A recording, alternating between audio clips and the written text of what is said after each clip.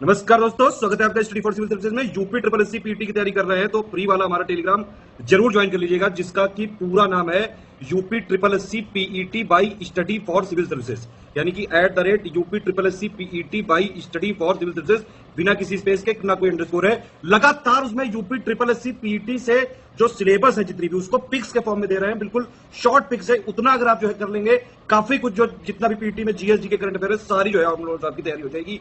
उसी में test series का भी लिंक मिलेगा, क्विज भी उसी में चालू कर दी है। लगातार उसको फॉलो करके रखिए, लगातार आपके लिए लगे हुए हैं, आप देख रहे होंगे। उस ग्रुप की लिंक वीडियो के डिस्क्रिप्शन में दी हुई है, जो हमारा डिस्क्रिप्शन में है उसी से ज्वाइन करिएगा। वीडियो के जो डिस्क्रिप्शन में लिंक दी हुई है उसी से ज्वाइन करिएगा, या फिर ये वाला ग्रुप है, देख लीजिए ध्यान से। टेलीग्राम में ये लिख के सर्च करना है UP triple SC PET by study for civil services, बिना किसी स्पेस के। ये वाला ग्रुप है, अपना ध्यान रखिएगा। ये वाला दूसरा कोई चैनल है, इसको ज्वाइन कर सकते हैं आप चाहें तो। ये वाला हमारा मेन चैनल। इंस्टाग्राम में हमारा पेज फॉलो कर लीजिएगा, स्टडी फॉर सिविल .सर्विसेज। इसमें स्टोरी हाईलाइट, जो हाईलाइट हो प्लस पोस्ट जरूर देख करिए। सारे क्वेश्चन अटेम्प्ट करिए और स्कोर अपना जरूर कमेंट करके बताइए कितने आपके क्वेश्चन सही हो रहे हैं। दोस्तों, UP triple SC PET exam के लिए क्विज आपको लगातार मिल रही है। टेलीग्राम चैनल अगर आपने ज्वाइन कर लिया है तो यहाँ से आप उसे हल कर सकते हैं, और इसके अतिरिक्त वीडियोस के माध्यम से इस पर बने हुए लेक्चर जो है उसे आप सुन सकते हैं। तो आइए शुरू करते हैं आज की क्विज। और इसमें आप देखिए कि क्वेश्चन नंबर 1 दिया हुआ है। ये साइंस का क्वेश्चन है, मिक्स है पूरा। तो प्रतिरोध को मापने के लिए कौन सी इकाई यानी कौन सा मात्रक यूज किया जाता है? यहाँ यूनिट क्या है रेजिस्टेंस की, एक्चुअली आपको ये बताना है। तो ओम है, ये तो बच्चों वाले क्वेश्चन है, एकदम छोटी कक्षाओं में आप पढ़ते हैं। ओमेगा से इसको डिनोट किया जाता है, जो कि एक ग्रीक अल्फाबेट। इसके बाद अगले प्रश्न को देखें। निम्नलिखित में से कौन सा खाद्य सुरक्षा प्रणाली का घटक है? यानी यहाँ पे आपको फूड सिक्योरिटी सिस्टम जो है उसके कंपोनेंट को पहचानना है। कुछ कंपोनेंट्स दे रखे हैं, जैसे कि बफर स्टॉक है, इसके अलावा मिनिमम सपोर्ट प्राइस है, फेयर प्राइस शॉप है, मतलब जहाँ पे फेयर प्राइस में सामान को बेचा जाता है, उचित मूल्य प्राप्त होता है, और मिड डे मील। तो इसका जो करेक्ट आंसर है वो सुरक्षित भंडार हो जाएगा, बफर स्टॉक। ठीक, सुरक्षा की बात हो रही है तो वैसे भी आप इससे गेस कर सकते थे। इसके बाद प्रश्न संख्या 3 को देखिए। इसमें कहा जा रहा है कि भारत में ग्रामीण क्षेत्र के लिए आवश्यक औसत कैलोरी कितनी है? देखिए, गांव के लोग जो है वो शहर के लोगों की तुलना में शारीरिक श्रम ज्यादा करते हैं, मतलब उनकी जो शरीर की मेहनत होती है वो ज्यादा होती है। मेहनत कश लोग होते हैं, पसीना बहाते हैं, तब जाकर उन्हें रोटी नसीब होती है। और यहाँ है शहर के इलाकों में तो एसी में लोग बैठे रहते हैं, बढ़िया काम करते हैं, मेहनत यहाँ भी करते हैं लेकिन उसकी तुलना में कम करते हैं। ठीक, तो जब श्रम आप ज़्यादा करेंगे तो आपको ज़्यादा कैलोरी की आवश्यकता होगी। तो इसमें जो सबसे ज़्यादा वाला विकल्प है उसको आप चुन लीजिए, ये ऐसे भी गेस किया जा सकता है। इनमें सबसे ज़्यादा कौन सा था? डी वाला। इसके बाद अगले को देखते हैं, 2400 कैलोरी। यहाँ कहा जा रहा है कि भारत के राष्ट्रपति के कार्यकाल की समाप्ति से पहले अगर उस पर महाभियोग लगाना हो, ठीक, तो इसके लिए किसकी अनुशंसा आवश्यक है, मतलब कौन रिकमेंड करेगा, तब जाकर इस पर महाभियोग लग सकता है। तो प्रधानमंत्री अकेले ये काम कर सकता है, तब तो रोज ही हटा देता। प्रधानमंत्री को राष्ट्रपति पसंद नहीं आया तो आए दिन महाभियोग लगाकर उसे उसके मत्थे आरोप मढ़ दिया। तो ऐसा नहीं हो सकता। लोकसभा अध्यक्ष भी अकेले नहीं कर सकता, कोई भी व्यक्ति अकेले इस काम को नहीं कर सकता, इसमें पूरे समूह की सहमति आवश्यक है। तो इसीलिए इसका डी हो जाएगा, the 2 houses of the parliament. इसके बाद आगे चलते हैं, मतलब लोकसभा और राज्यसभा की बात हो रही है। How many type of writ are there in Indian constitution, मतलब भारतीय जो संविधान है वो कोर्ट को, सुप्रीम कोर्ट और हाई कोर्ट को कुछ रिटें जारी करने की शक्ति देता है। ये कुछ विशेषाधिकार होते हैं। तो रिटों की संख्या एक्चुअली कितनी होती है? 5 होती है, तो आपने कई बार पढ़ा होगा। इसके बाद 6वें नंबर के क्वेश्चन को देखिए। टावर ऑफ विक्ट्री को किसने बनवाया था? पहली चीज तो ये है कि ये विजय स्तंभ है कहाँ पे? चित्तौड़गढ़ में है, राजस्थान। और इसका जो करेक्ट आंसर है वो राणा कुंभा हो जाएगा। राणा कुंभा काफी प्रतापी राजपूत राजा थे और इनके पास एक बहुत ही भयंकर लोहे की तलवार थी, जिसे कि वो हमेशा अपने पास रखते थे, वो उनकी शान का प्रतीक थी। इसके बाद आगे चलते हैं, प्रश्न संख्या 7 को देखिए। आप पीईटी का एग्जाम देने वाले हैं और ये भी पीईटी है। तो ये वाला जो पीईटी है ये एक वेरी फैमिलियर फॉर्म है किस चीज का, मतलब इसमें आप देखकर बताइए। Is use for making bottle, और इसका इस्तेमाल किया जाता है, इस बहुलक का यूज कहाँ करते हैं? बॉटल्स बनाने में करते हैं। तो देखिए इसमें नाम दिया है, नाइलॉन दिया है, एक्रिलिक दिया है, पॉलिएस्टर है और रेयान है। तो इसका करेक्ट आंसर हो जाएगा पॉलिएस्टर। ठीक, पॉलिएस्टर, मतलब यहाँ पे पॉलीमर है ये किसका? एस्टर का। इसके बाद आगे चले। Which Indian state is the largest in term of total area covered, Bharat का कौन सा राज्य सबसे बड़े क्षेत्रफल को धारण करता है? राजस्थान है, इसमें आप फंसने की आवश्यकता नहीं है। इसके बाद 9वें नंबर के क्वेश्चन में भी वही सिंपल फंडा है, स्वराज मेरा जन्मसिद्ध अधिकार है और मैं इसे लेकर रहूंगा। ये कथन किसका है? ये आपने छोटी कक्षाओं में ही पढ़ा होगा, इसमें बड़े जो ग्रंथ हैं वो पढ़ने की जरूरत है भी नहीं। बाल गंगाधर तिलक, गरम दल के नेता थे कांग्रेस के। तो चलिए आगे चलते हैं, अगले प्रश्न को देखिए। प्रश्न संख्या 10, इसमें कहा गया कि भारत के किस राज्य के पास सबसे लंबा समुद्री तट है, यानी सबसे लंबी कोस्ट लाइन किस राज्य के पास? गुजरात के पास है। ठीक है, गुजरात तटवर्ती राज्यों में सबसे लंबी तटरेखा को साझा करता है। इसके बाद देखिए यहाँ कहा जा रहा है कि ऑक्सिलरी बर्ड्स जो होती हैं, मतलब जो कक्षीय कलियां होती हैं, वो डेवलप होती हैं किस पार्ट में, मतलब प्लांट के किस हिस्से में उनका विकास होता है? तो देखिए जब पौधा अपनी जड़ें खूब बढ़िया फैला लेता है जमीन में, तो उसके बाद वो अपने विकास को शुरू करता है। पहले वो जड़ बनाता है, जब उसका फाउंडेशन पूरा बन जाता है, जैसे आप एनसीईआरटी पढ़कर अपना फाउंडेशन बनाते हैं वैसे ही, तो वो जड़ बना लेता है। उसके बाद तब उसकी जो पत्तियां शाखाएं हैं वो और विकसित होने लगती हैं। जैसे आप नर्सरी से ले आके लगाइए कोई पौधा, तो जड़ पहले जम जाएगी, तब जाके उसकी पत्तियां जो है वो डेवलप होंगी। तो जब पत्तियां डेवलप होने वाली होती हैं और तने नए उसमें, मतलब जो शाखाएं हैं वो नई बननी होती है, तो उसके लिए कक्षीय कलियां निकलती हैं, और वो शाखाओं से ही निकलती हैं। जो मूल शाखा है ना पौधे की, उसी से ये अलग अलग रूपांतरित होती। इसके बाद आगे चलते हैं।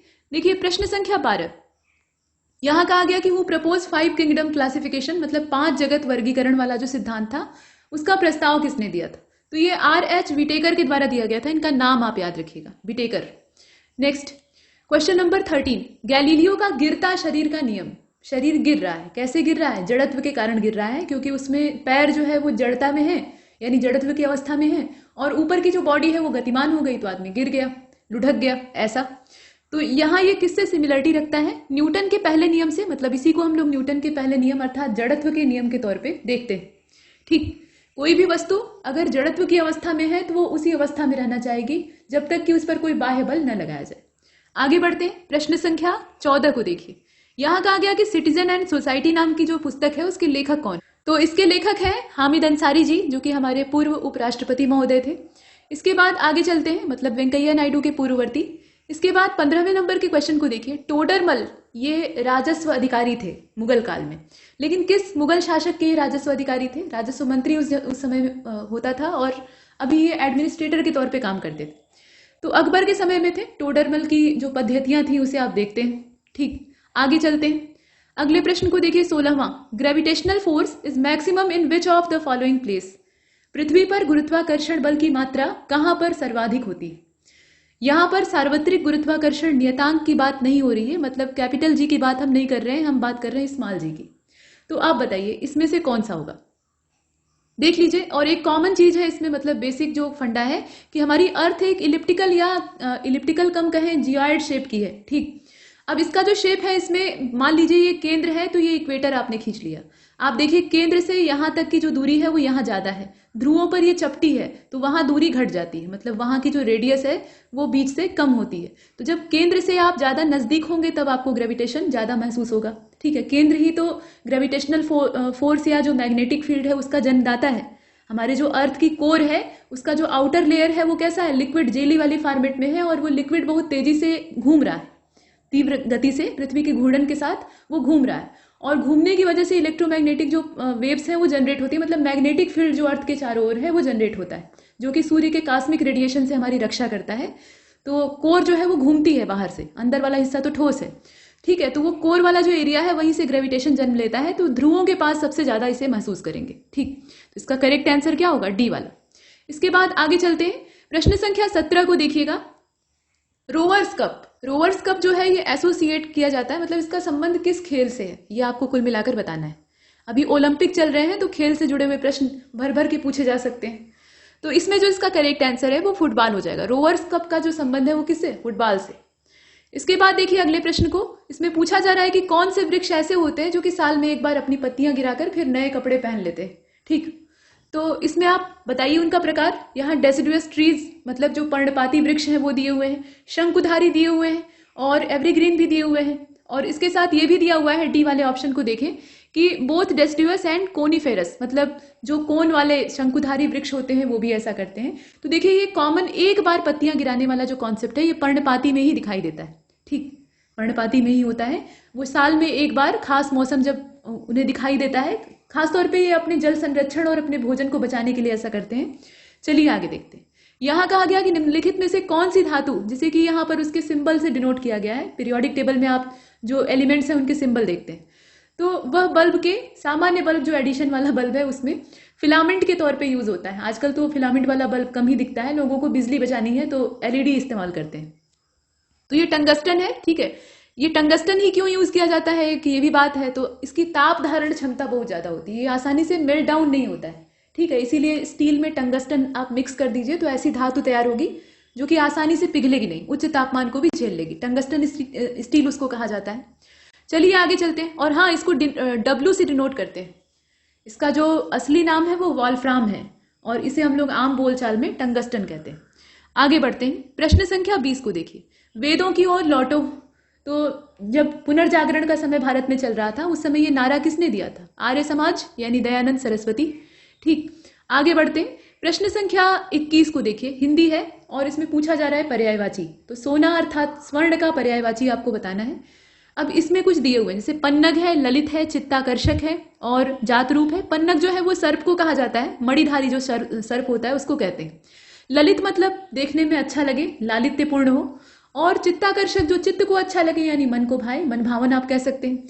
जात रूप जो है ये सोने को कहते हैं, हिरण्यगर्भ भी कहते हैं, ठीक है, हाटक भी कहते हैं। इसके बाद आगे चलते हैं। यहां देखिए संधि आपसे पूछी गई, ये नहीं पूछा गया है कि कौन सी संधि है, तब तो प्रश्न जो है वो थोड़ा कॉम्प्लेक्स हो जाता है। यहां आपसे सीधा सीधा ये पूछा जा रहा है कि इसका सूत्र कैसा बन रहा है। मतलब महेश्वर्य नाम का ये शब्द है, इसको पहले तो तोड़ दिया गया, महाधन ऐश्वर्य। तो इसमें कैसे बनेगा, मतलब कौन कौन से अक्षर आपस में जुड़े हैं तो कौन सा अक्षर बना है ये आपको बताना है। तो देखिए महा आ की मात्रा है तो यहाँ आप आ लिख लीजिए, प्लस का निशान लगा दीजिए। ए, ठीक है, यहाँ शुरुआती अक्षर क्या है? ए है, तो ए को लिख लीजिए, हो गया आपका उत्तर। दोनों को आपने जोड़ दिया तो ए ही बना। आगे चलते हैं। तो इसका करेक्ट आंसर इसमें से कौन सा होगा? ये डी वाला हो जाएगा, डी वाला सबसे परफेक्ट, ठीक, इस प्रकार से। और जरा रुक जाइए, इसमें ये देख लीजिए, ये आ प्लस ए का इसमें कुछ दिया नहीं है, यहां पर ए होना चाहिए था, ठीक। मतलब एग्जैक्ट जो इसका है ना वो इस प्रकार से होगा, ऐसे होगा, ये वाला सही।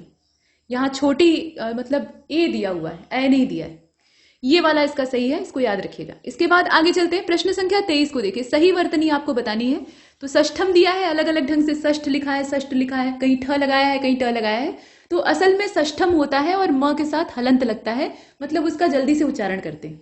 इसके बाद आगे चलते हैं। प्रश्न संख्या 24, choose the correct word order. मतलब इसमें आपको वर्ड ऑर्डर जो है वो करेक्ट चुनना है, करेक्ट करना नहीं है, पहले से दिया हुआ है। तो इसका बी वाला सही है, सबसे परफेक्ट है। नीचे वाले दोनों तो वैसे भी रद्दी है, उनका कोई मतलब ही नहीं निकलेगा, ठीक। शी यहां लगा दिया है, कर्ता गायब हो गया है, तो देखिए इसमें बी वाला सही है। Why did she leave so early, जो प्रश्नवाचक शब्द होता है उसको सबसे पहले लगाते हैं इंट्रोगेटिव सेंटेंस में, और उसके बाद तब लगाते हैं जो सहायक क्रिया है। तो इसमें डिड इस्तेमाल किया गया है, उसके बाद तब कर्ता, उसके बाद जो क्रिया है और बाकी चीजें हैं कर्म वगैरह वो सब इस्तेमाल करते हैं। तो ट्रांसलेशन आपने बहुत किया होगा, इसका बी वाला सही। Next question number 25 last. इसमें कहा जा रहा है कि give one word for the given definition. मतलब इसमें जो वाक्यांश दिया है, आप हिंदी में कहते हैं ना वाक्यांश के लिए एक शब्द, तो वैसे ही यहां भी करना है आपको। तो इसमें कुछ शब्द दिए हैं और आपको पहले तो सेंटेंस देखना है। सेंटेंस कुछ इस प्रकार से है कि one who rights stories and news for the newspapers. मतलब न्यूज़पेपर में स्टोरी और न्यूज लिखने वाला, उसकी राइटिंग करने वाला जो व्यक्ति है वो क्या कहलाता है, उसको एक शब्द में आपको बताना है। तो यहाँ ड्रॉट्समैन दिया हुआ है, इसके अलावा आप देखें इसमें हर्बेलिस्ट दिया हुआ है, इसके अलावा कॉपीराइटर भी दिया है, ठीक है, और साथ में दिया है करेस्पॉन्डेंट। तो करेस्पॉन्डेंट उसको कहते हैं, इसका डी वाला परफेक्ट। और यहां तक हमने ये 25 क्वेश्चन की जो क्विज है इसे कंप्लीट किया है। ऐसे बहुत सारे प्रश्न आपको लगातार मिलेंगे। तब तक के लिए नमस्कार।